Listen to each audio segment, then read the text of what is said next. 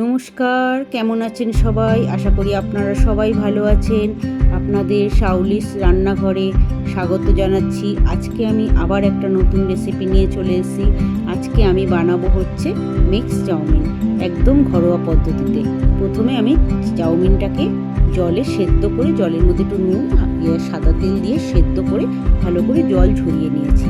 তারপরে আমি চিকেনটাকে আধ ঘন্টা আগে একটু ভিনিগার দিয়ে ম্যারিনেট করে রেখেছিলাম। তারপর ওর মধ্যে 1 চামচ আদা, 1 চামচ রসুন বাটা, 1 চামচ পেঁয়াজ বাটা আর একটুখানি গোলমরিচের গুঁড়ো দিয়ে নুন দিয়ে ভালো করে মেখে ওটাকে আমি ভেজে নেব। আমি চিংড়ি মাছটাকেও তাই একটু ভিনিগার মাখিয়ে রেখে দিয়েছিলাম। চিংড়ি মাছটাকেও আমি ভেজে নেব।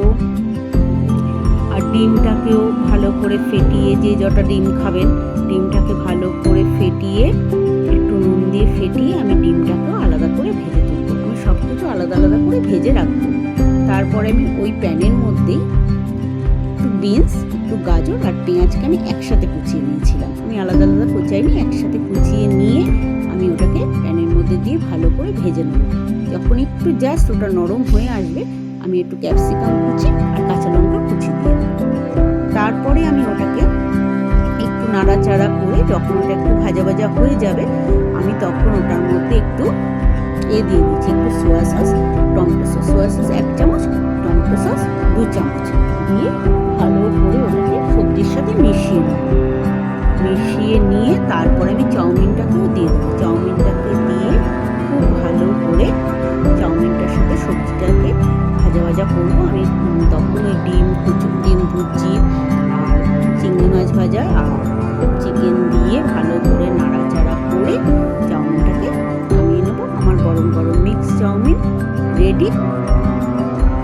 আপনারা ভালো থাকবেন, সুস্থ থাকবেন, সাবধানে থাকবেন। আমার রেসিপিটা কেমন লাগলো অবশ্যই জানাবেন।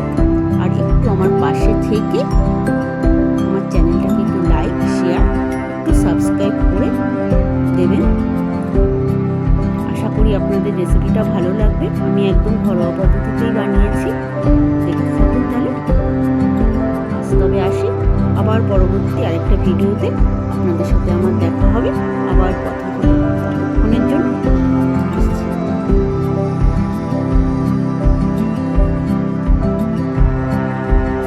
আপনারা ভিডিওটা দেখতে থাকুন।